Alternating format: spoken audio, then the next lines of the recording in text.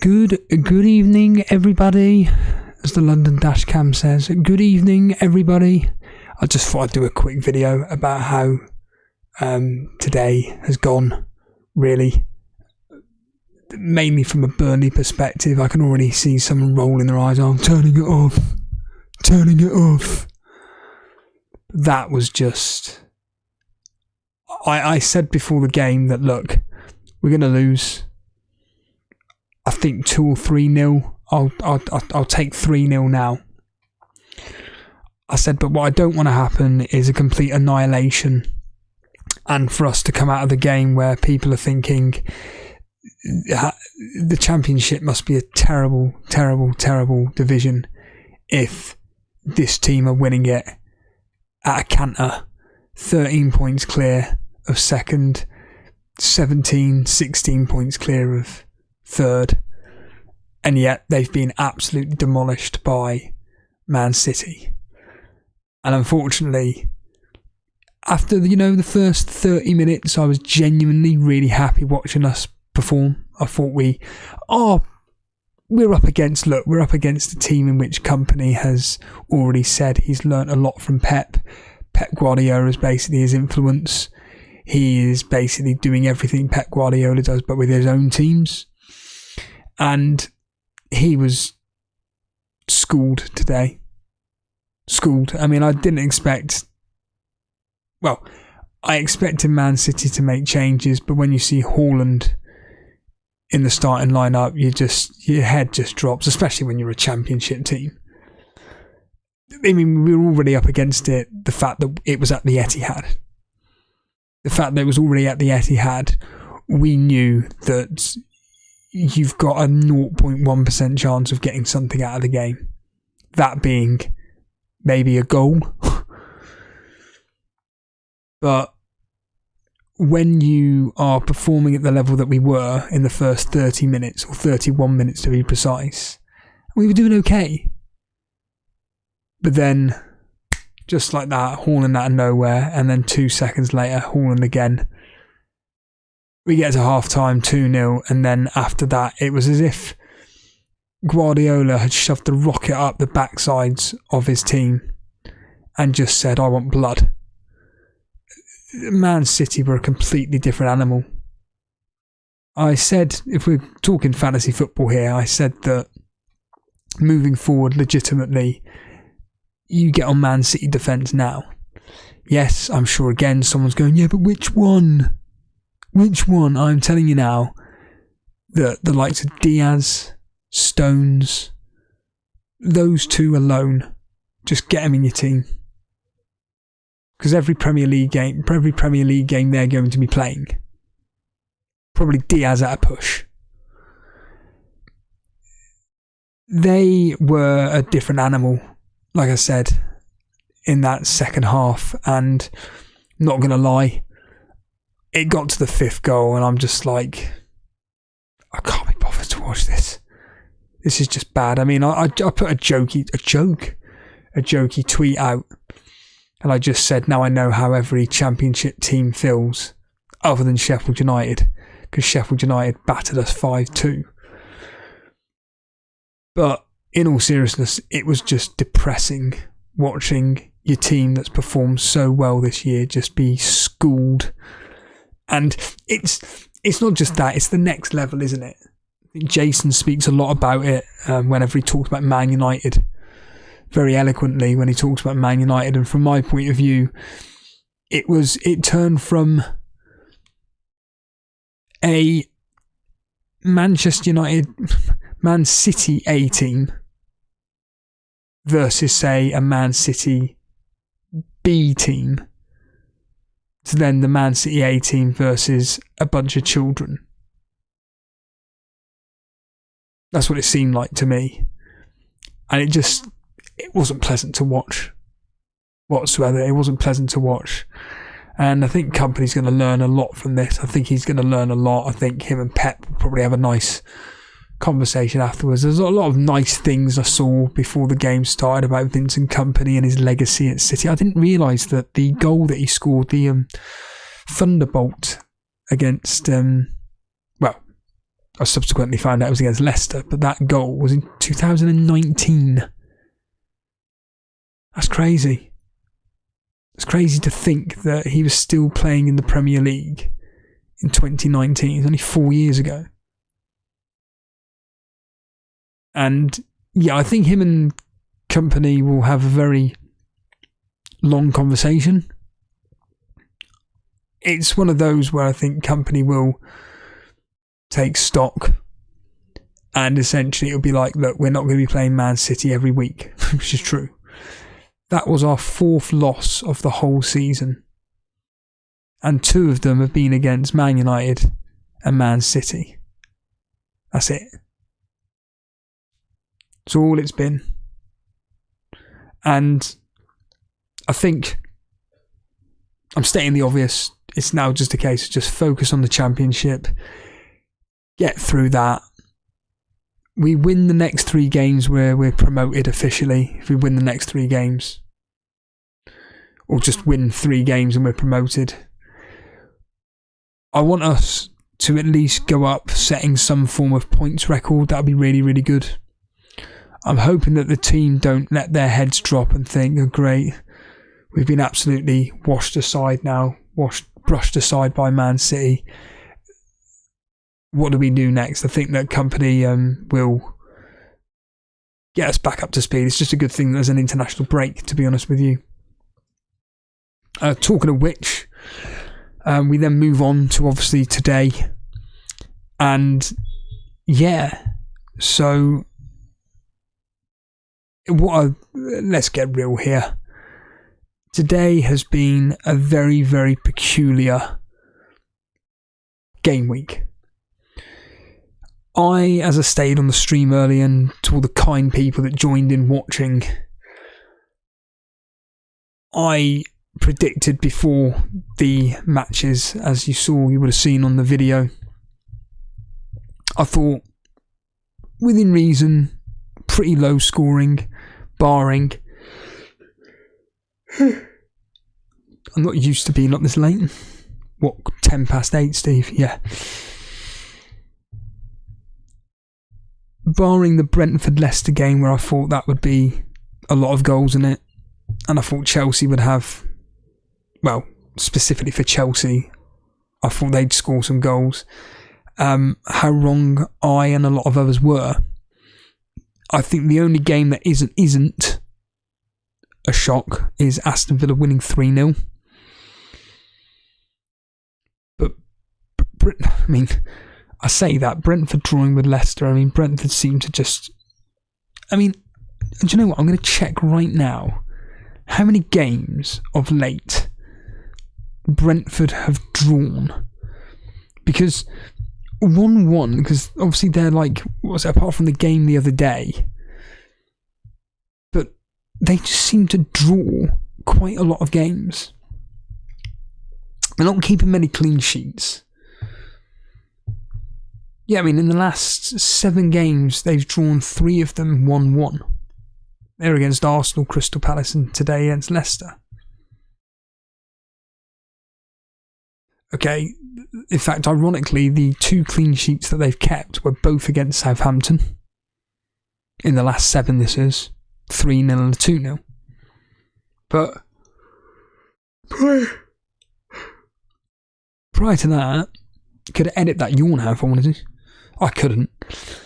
Prior to that, they concede to Everton in a 1-0 loss. They concede 2 goals to Fulham in a 3-2 win. And obviously the 3 draws are 1-1.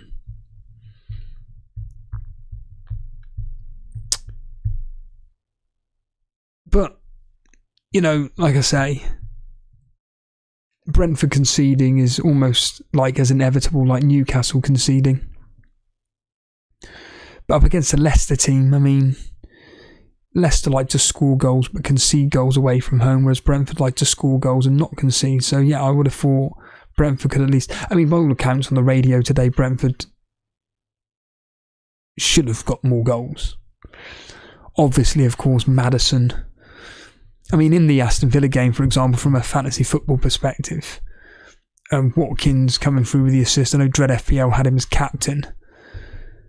Dread FPL being one of my personal rivals, and yeah, him coming through with the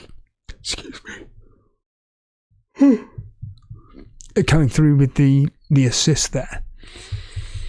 The bonus points looks like it's going to go Mings and Douglas Luiz on 3, Ramsey on 2, and then there's a possibility that Cash may come through with 1 in that Brentford game, with Jensen scoring, Barnes with the goal, Maddison with the assist.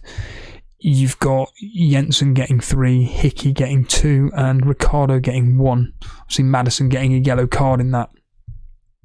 The one that I was panicking about, and rightly so, but the history did come through. I mean, our man Dylan mentioned the point that James Ward-Prowse has now scored, got attacking returns in 6 consecutive games. 6 consecutive games against Tottenham, would you believe?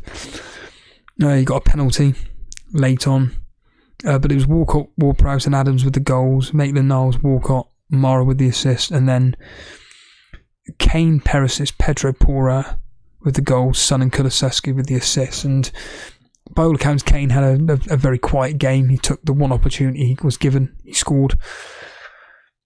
Shout out to Alex Vollo, who had Pedro and also had Son in his free hit. I think he captained Son as well. But I'm going to be very, very interested to see if Kane gets that 1 bonus. I'm assuming he will. Ward-Prowse and Adams on 3, Walcott 2, Kane looking like he's going to come in with 1, which, again, I reiterate this point. There seems to be, I don't know, almost like it feels like some conspiracy against me, even though, obviously, it's nothing other than just pure fate, really, or misfortune, but in 6 goals, and by all accounts Kane did fuck all, barring score this 1 goal, he potentially gets 1 bonus point. And I will keep making this point. He scores the winning goal against Fulham, 1-0, and gets no bonus points when I captain him. Very, very, very frustrating. We then have this is ridiculous. Wolves 2, Leeds 4. Johnny scoring, getting sent off. Welcome to the sleeping video. Johnny scoring, he also got sent off. Then we also have Cunha scoring, but for Leeds, importantly for certainly our man Dylan, who did a free hit, Ayling, Rodrigo, Harrison, Christensen with the goals, Somerville, Rocco and Notto assisting Harrison for the first goal, which of course Jason had. Cunha getting the 3 bonus, Harrison 2, Christensen 1. And then it was on to the Chelsea game tonight, which, like I say, I seem to jinx every player. Thankfully, my captain came through, which was Havertz. Very fortunate. It was a penalty. I didn't see any of the game because, I tell a lie. I saw bits and pieces of the game when there was a break, more specifically a half time during the Burnley game, and also before the game kicked off. I got to watch 15 minutes.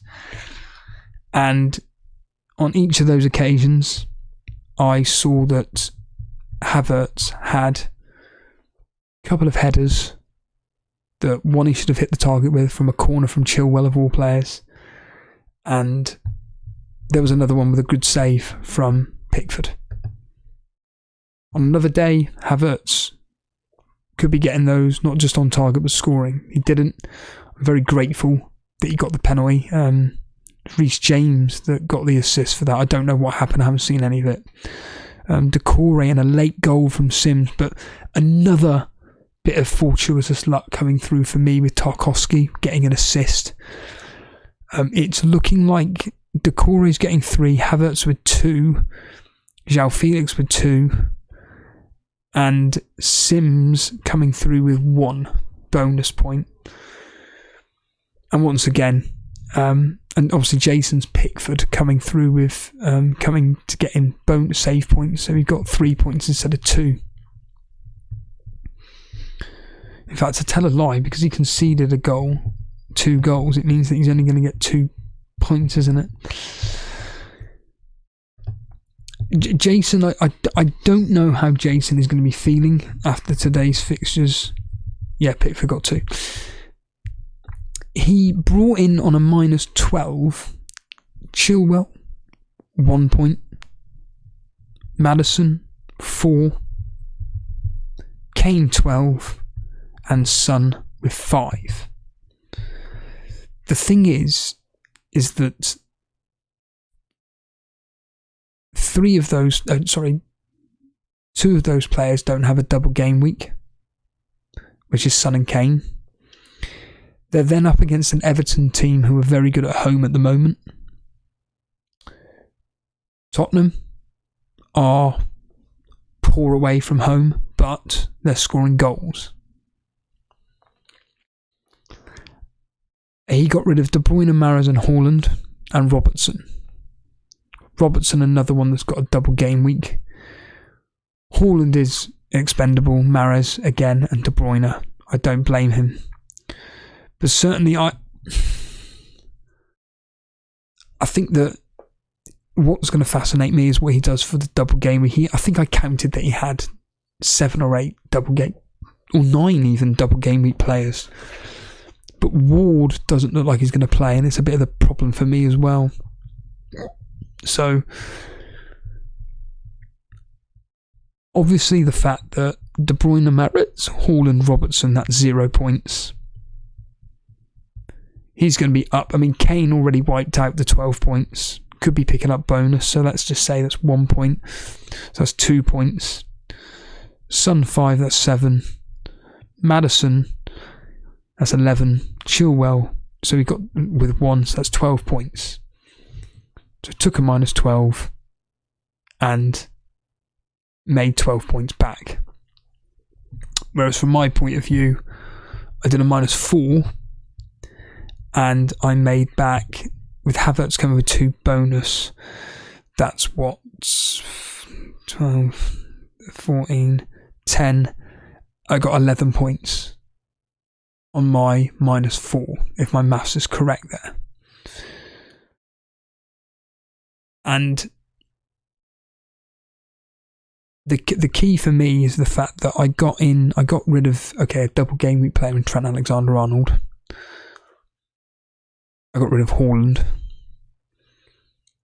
But what's good about my setup moving forward is that I've got the key players that a lot of the template people have got.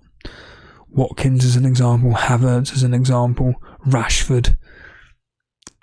Jason doesn't have these players. Now, it's worked out so far for him.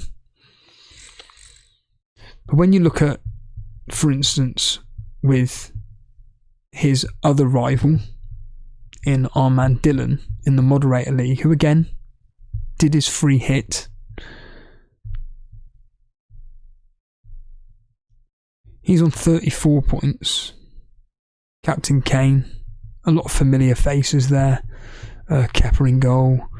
Chilwell. You've got Zinchenko, Trippier, Maddison, Martinelli, Trossard. It's the Trossard one that's going to be key.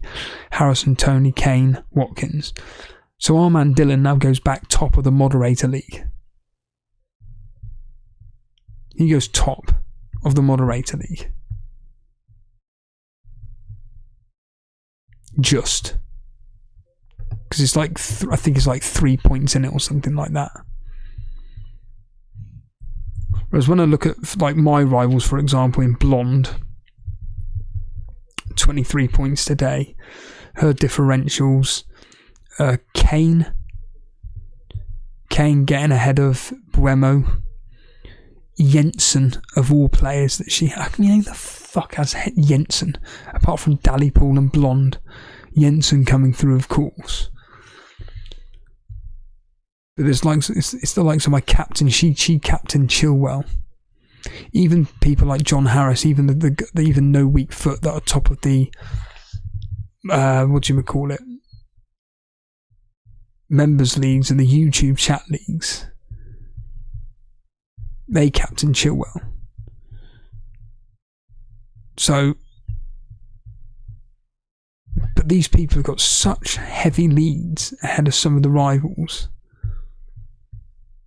If we look at the YouTube chat league as an example, no weak foot, 26 points, took a -4, so 22.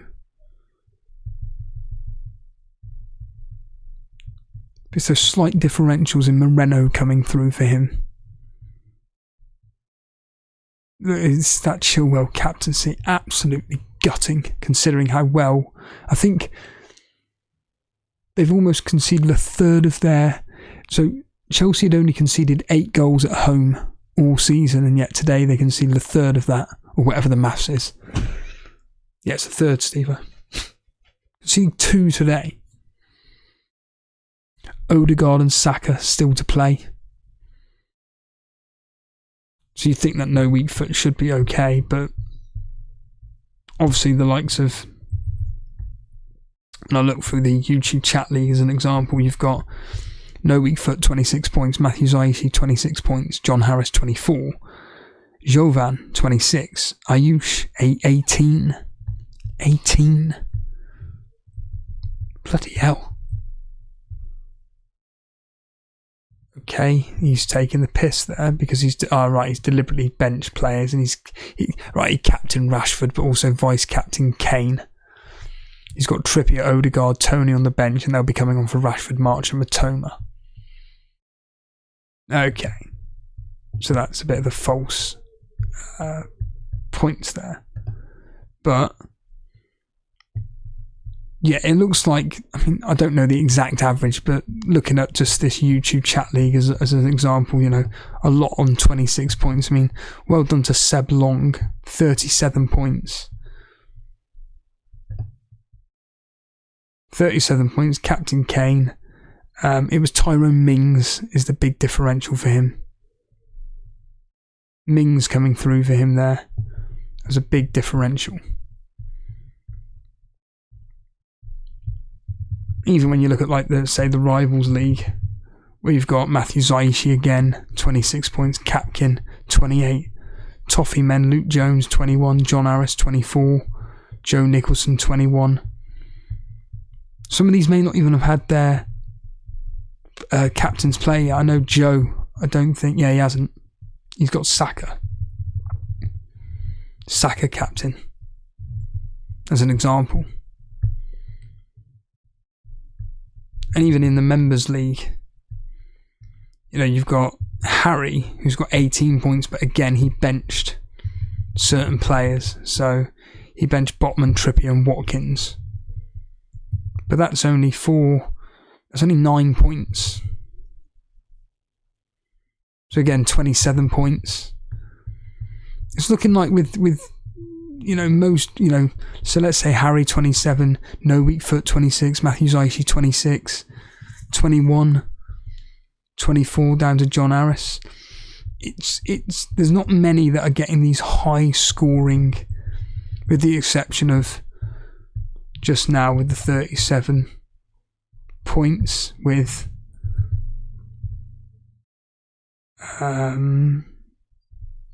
I've forgotten who it was, but there's someone here, Jordan Leopard, 44 points.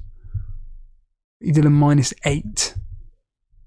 Isaac as his captain. Who the fuck, apart from him, apart from Jordan Leopard and Cy Bellamy, who the fuck thinks I'm going to captain Isaac against Nottingham Forest? Well done to you. I mean, seriously, well done to you. That's just crazy. Obviously got a double game week coming up as well, so yeah, it's been a tough one today. It's all kind of almost like everybody's cancelled each other out in a way, certainly because of the amount of hits that people have taken, and certainly could you say Kane paid off? Well, yeah, I suppose so. But do you really want him moving forward? Not really. Havertz, like I say, coming through. Watkins, I think people like dread will have every right to be pissed off at the fact that, look, Aston Villa scoring 3 goals and Watkins only getting an assist. It's not good enough. But unfortunately, because people like me took hits, really, my my captaincy needed to get that double-digit haul, and he didn't. Because there's no way of me catching Dread FPL. Not a chance. It's the same with the likes of like Blonde. I'm still going to be a few points behind these people. And yeah, it's basically all over to Arsenal, really. But again, with the majority of us having similar players, I mean, Dread, for example, he's got Odegaard, Saka, yeah, same as me, but it's Zinchenko versus Gabriel as an example. Harbour Boy, he's got same players as me, apart from he's captain Saka. So from my standpoint, I'm hoping that, I mean, Jason has got Saka, he's got Ben White. Let's just hope for the Odegaard show. Really. Let's just hope for the Odegaard show. But yeah, like I said, I just thought I'd do a quick video. Just talking about today, and yeah, kind of flat it's felt in a way. It's not really been, it's been interesting in the sense of the points have been scattered around everywhere, and it's been, as Karma Baby said in the stream, it's predictable to be unpredictable in the Premier League, but certainly today it's just been all over the place. Buemo's another one. 3 games, he's got me 6 points.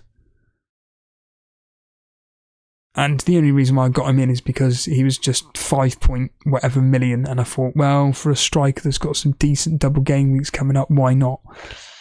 And he's just failed miserably, unfortunately. A punt that's completely failed, sadly. Anyhow, let's get out of here. Enjoy whatever you're doing on this Saturday night. And yeah, good night.